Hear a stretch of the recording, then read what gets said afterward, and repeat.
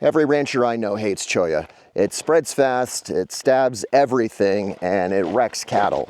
So why am I up here before dawn looking for birds? And what does that have to do with a hated plant? You already know why everybody hates this plant. It looks mean, it's covered in thorns, and even though you probably haven't been stabbed by a cholla, you naturally know that this plant wants to hurt you. These spines aren't just like needles, they're like fish hooks. They have barbs that stay in your skin, so when you try to pull them out, a little extra flesh comes with it. Now imagine that you're a cow and you walk by and one of these needles stabs you. You don't have hands, you certainly don't have pliers. It just stays in there as an open wound in the desert, letting all the bacteria in, driving infections. And sometimes those infections kill animals. This would be a good spot to show you something. This isn't from drought, this is just from the winter settling in, but when drought comes, cattle get desperate for forage. You see that tiny little bit of grass in there. They'll either try to fight their way in to get the food, or they'll even try to eat the cholla itself. And yes, driven mad by hunger, they really will try to eat through the spines. And that's when the disaster happens. A cow with a mouthful of spines is going to have a hard time doing anything. A calf can't nurse. If you've ever had a canker sore, you know what it's like trying to chew or to move fluid around your mouth so it doesn't burn and sting. Imagine a mouthful of needles. Because when times get lean out here, cattle really will get driven mad with hunger. So when a rancher tells you that he hates cholla, he's got a legitimate gripe. It didn't take too much effort to knock this walking stick cholla onto the ground. Anytime a large animal walks by, be it a deer, an elk, or cattle, this can happen. And this is how cholla spreads. So this guy goes on a little walk, and then the cow happens to brush against this creosote, and eventually the wind blows, and this falls on the ground. What just happened here? You can tell from the morning sun, that is due west. Where that cholla fell, it's under the shade of the creosote, especially the southern sun and the western sun, which is where the hottest heat in the desert comes from. This cloning strategy sometimes gets lucky. It falls in an optimal spot and it encourages the plant to spread. I actually want this thing to spread, so I'm okay with giving it an even better spot. In the early 1900s, Australians brought cholla over from the Americas. And that's because many parts of Australia have a climate very similar to far west Texas. What does well here is very likely to do well out there. Who knows why they brought the cholla? Maybe it was a garden curiosity, maybe they wanted to build living fences, but you know the story, the cholla escaped and now it's something of a plague. Within a few decades, cholla infested thousands of hectares across Australia, and that had a lot of knock-on effects. It makes thickets, it blocks the movement of livestock, because it can be a living fence. May not be the fence you want though. You can predict the results. The sheep stick their face, they get stabbed, they don't have hands, let alone thumbs, to pick the thorns out of their face. They get infected, and really importantly, those spines get stuck in their wool, and that means ranchers get less money for their livestock. Eventually, the Australian government declared it a weed of national significance, which is basically a way of saying it's invasive and it got out of control. But to reiterate here, it is a native plant and it has a place. All that to say that a rancher's concern about cholla is completely legitimate, very well-founded in experience. They're not wrong. But here's what I think is different, aside from the fact that cholla is native to West Texas. Australia's problem wasn't just the cacti, it was before the cacti arrived. It's a country full of degraded landscapes, overgrazed soils, and especially exposed barren soil. It left a degraded landscape where vegetation that would have outcompeted cholla in the first place, it didn't have an enemy, so it took over. The cholla didn't invade a healthy ecosystem, it invaded a broken one. And once it got a foothold in that bare ground, there was nothing to stop it. Chemicals take a long time to kill cactus, and any kind of mechanical method risks spreading it everywhere. You can try grubbing it to pull it up from the roots. That can work, but it's a lot of time, it's a lot of money, and wear and tear on equipment to fight it that way. Cholla is in the cactus family. It's a close relative of prickly pear. The thing that kills cacti is shade and water. My mission here is building a desert forest, and I've tried for 2 years to get trees to grow from seed, and I just cannot make it happen outside of a nursery. I am adapting my approach. I am focused on getting the things that want to grow on bare soil restored first, forbs, grasses, and particularly cacti like Cholla. And when it comes to that plant, I am betting on restoration rather than eradication.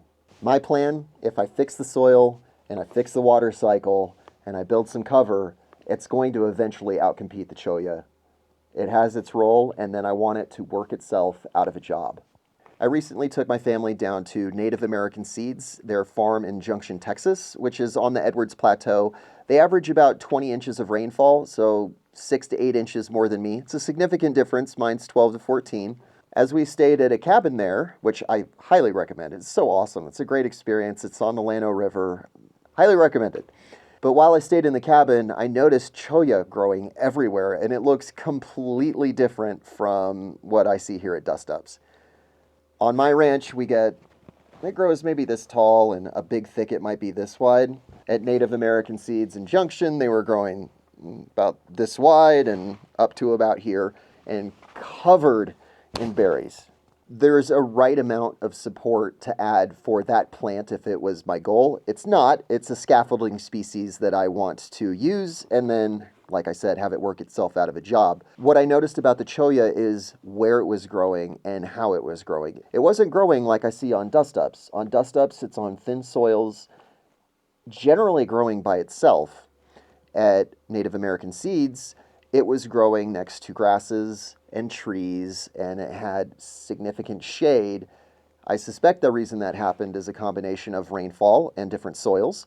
And my belief is if somebody wanted to fight that plant in that context, the solution would be more grass, because grass is amazing at holding water in soil, and water is the way to get rid of cacti. If you get rid of the bare spots, you focus on putting grass in every single empty space that holds water in the soil longer. An established grass stand will outcompete cactus like Cholla all day long.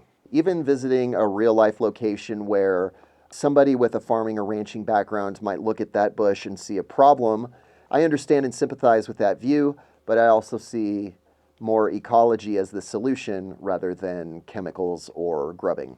I am, however, a novice. You should not put too much confidence in my ideas. It's a much better idea if I show you evidence based on what's here on the ranch rather than speculation. Let's go take a tour of the north-facing slope right here next to camp. I'll show you where the grass is thickest and where I don't think I'm going to find any Cholla. Thank you to Bombas for sponsoring today's episode. As you can imagine, dust is always a huge issue in the desert, and I use the Sunday slippers for walking around inside the cabin.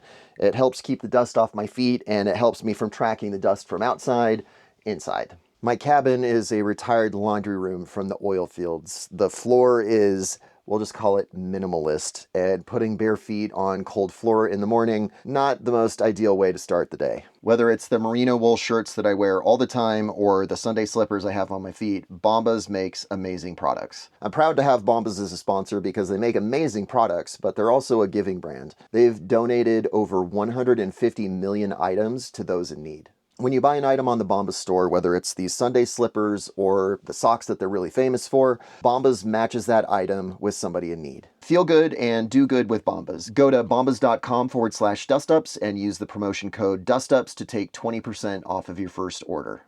We've established that Cholla and other spiny plants provide ground cover for quail and kangaroo rats and other small mammals, but that doesn't really address the question that ranchers are likely to have, which is, if you have this awful plant that stabs everything and wants to stab everything, why would I want to let it compete with grass, which I need to feed my livestock? To answer that question, let's walk through a grassland on the Chihuahuan Desert. This is a north-facing slope, and I'm hoping that by filming at this time of day, that with the sun backlighting everything, that you can see all of those seed heads. So I'll get a close-up to make sure. This is grama grass. And what I want you to notice is this is the thickest stand on the ranch, although it's not all that thick. And predominantly what you see here is this little bush here, which is purple crinkle mat. You have grama grass, And aside from a few stands of prickly pear cactus and ephedra and a little agave, it's mostly grass. And as we walk through here, I'm going to try to point out the cholla. I want you to get a fair assessment of how common amongst a grassy area is the cholla growing. And so far, I haven't even found one. I'm going to try to keep the camera pointed this way so that we can jump on any cholla, not literally, as we find them. Okay. So far I've walked 30 or 40 yards and I found 0. If you are a skeptical viewer, many of you are, you might accuse me of cherry picking the spot. I confess I have cherry picked the spot because this is the grassiest spot on the ranch. There's a reason quail are popping up, or sorry, that was dove. But you see those dove popping up? Let's go show you how they're using this grass as cover. And on the way, maybe we can see what there they are right there. Okay, so they were just hiding on the ground here right next to this prickly pear. And they just landed in that bush over there. See the way they're reacting to the cover? They're landing on, well, in this case, they're landing on the ocotillo because it's a spiny protective spot where they can also see me from a very long way away. But let's walk over to that prickly pear where the dove landed. Oh man. I'm happy to be filming. I'm glad that I'm catching this on camera. Dove is delicious. It's torture watching this many doves pop up in front of me. Okay. I am not hunting for dove. I am hunting for cholla. And we still haven't found any. Okay, this is where they landed. This is where that dove just popped up. It was right here between the ocotillo and the prickly pear. Gonna keep walking. I think the dove will probably be pretty irritated. We jumped up from right here and we had prickly pear, agave, and ocotillo. All of these have spiny. They're very sharp. That one's pretty obvious. The prickly pear, I think you can take my word for it. And then this agave, it has these barbs on the pencas or the leaves that are so tight. See my finger stretching. Okay, and we've walked this far and we found exactly 0 cholla. So now let's just go up. How many yards is that? There's another dove. Oh, that's quail. That might be quail right there. Right there at the top of the hill. I'm gonna run over and I can't get a good visual, but I do see the outline very clearly. If I walk up and it runs away, it's quail, and if it pops up and flies, it's dove. Let's go right to it and see how the bird behaves. Dove. Okay, but we should be able to find cholla up here. Oh man. Oh, this is dying. Okay. Look at that. Right in the prickly pear.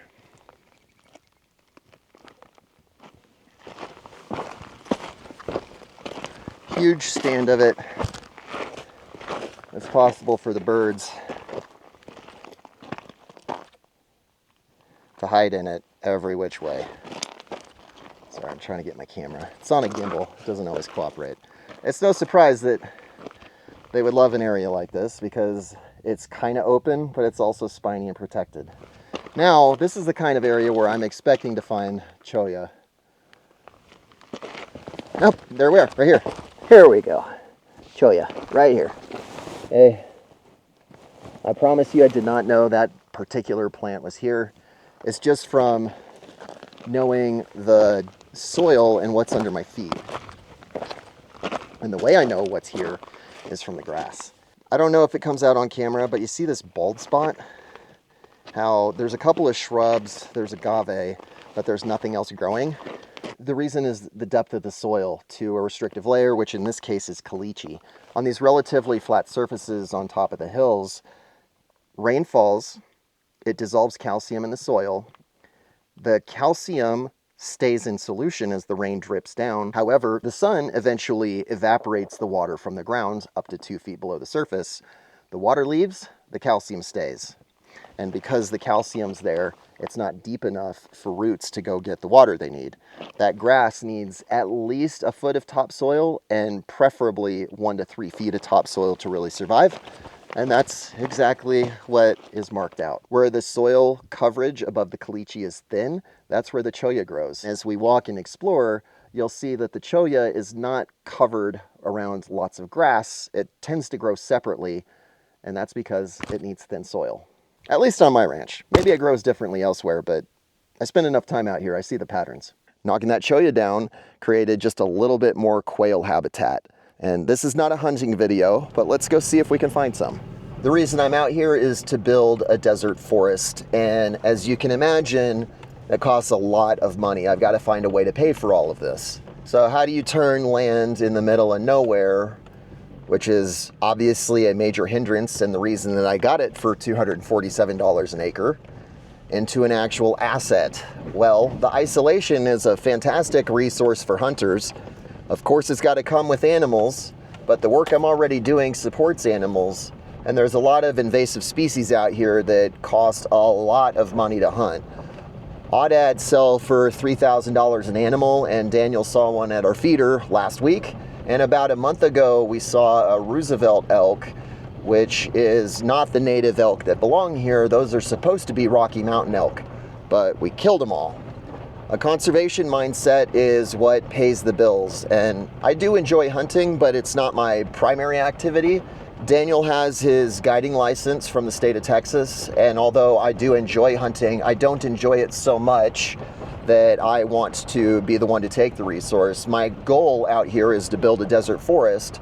If we happen to do some guided hunts throughout the year, and that offsets a decent portion of the bills, it adds up very quickly, then as I continue to establish habitat and cover and work towards my goal of a desert forest, hunting is a potentially lucrative way to offset a lot of the bills. The major limitation, of course, is the number of animals. Game animals out here are a limited resource, and I'm very conservation minded. I don't want to harvest more than the land can sustain.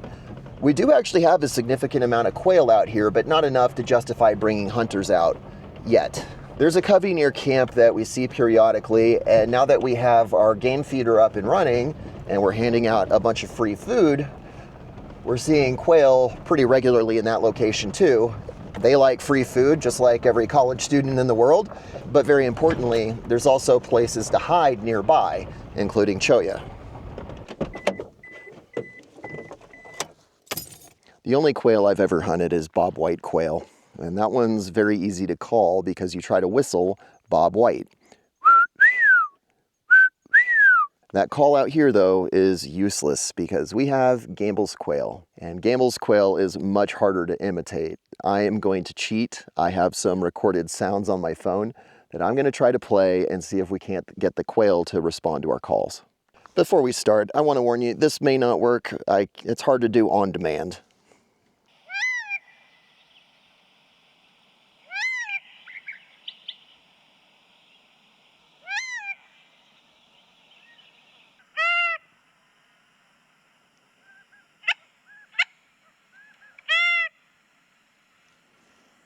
Let's go down there. I'm going to grab the shotgun because we've had a lot of javelina down there. And if they're mad, I'm going to lose.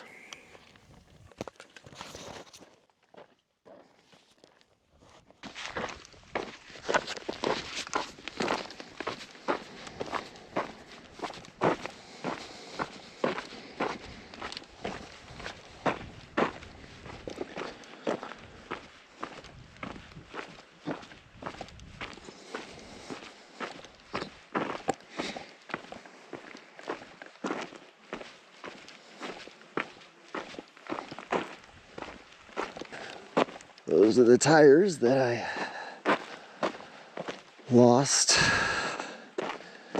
trying to do some induced meandering, but we recovered them.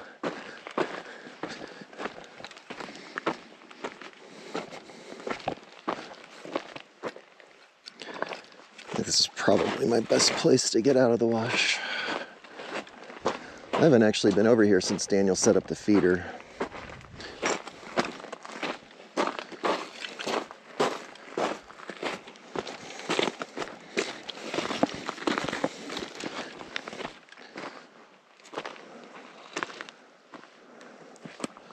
I have to go in here anyway to set up the game camera, so we'll go take a look.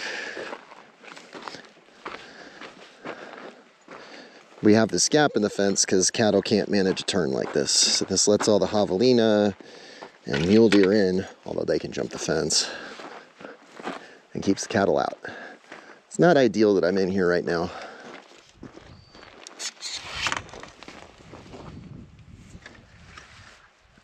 I do need to take a minute to set up the game camera.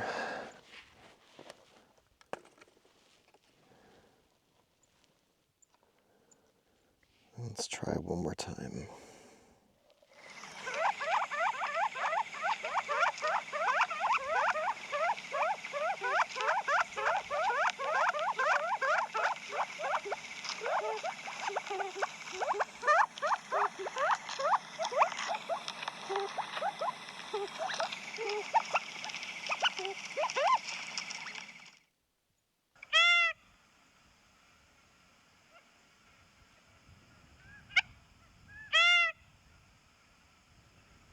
The quail aren't here this morning, but I did want to show you guys this because there's cholla absolutely everywhere.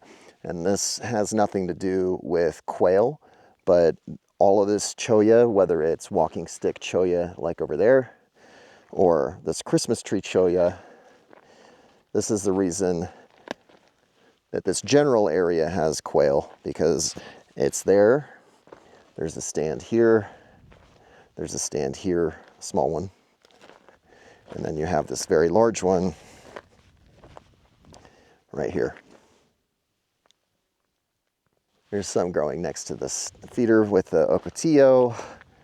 There's some here. So there's lots of here. There's lots of spiny places for a small bird to run into the stand and go hide. But if we really want quail to thrive, we can't just have these isolated little patches. It needs to be a lot bigger and a lot denser. Just kind of like in the wash, which you saw me walking through. Even though cholla is widely hated, the berries, I think they taste pretty good. They're a little tart, but they're supposed to make an excellent jelly. So let's go enjoy the fruit, the literal fruit of this plant, and see if we can't turn it into something delicious.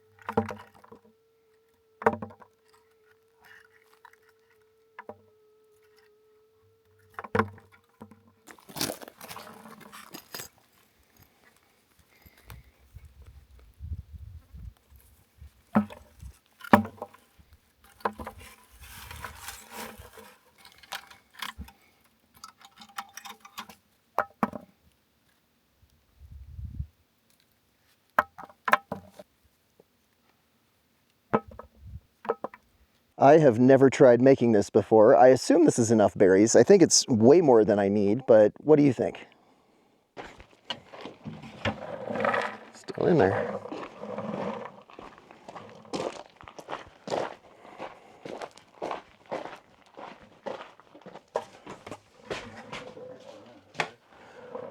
All right. Now for the jar test.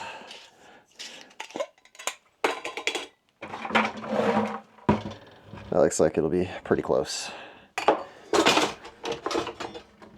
So the first order of business will be getting the glaucids off those berries because they're mean. And that's what this is for.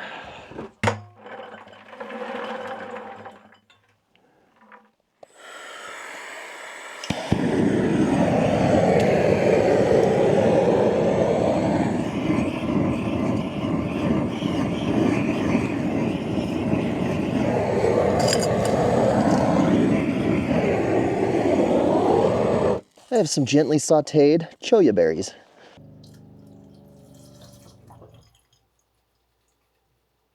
I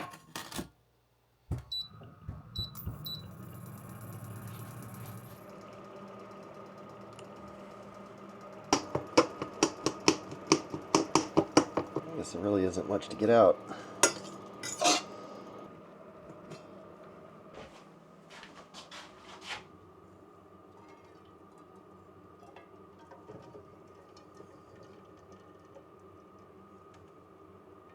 So here's my concentrate. Not as much as I hoped, but I can add more water depending on the flavor, which I'm about to test. But I gotta clean out the...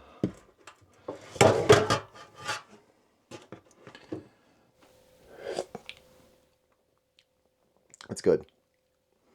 It's not very sugary, which means it'll be delicious after I add the honey. Oh, yeah. I think that'll be good. So as this cooks down, it's obviously not going to yield very much. It should be delicious. I mean, it's half honey, so of course it's good. But it's got a nice fruity flavor to it. I just got to baby it and make sure that I don't turn it into caramel. The color's changing. It's getting darker, but it's not quite...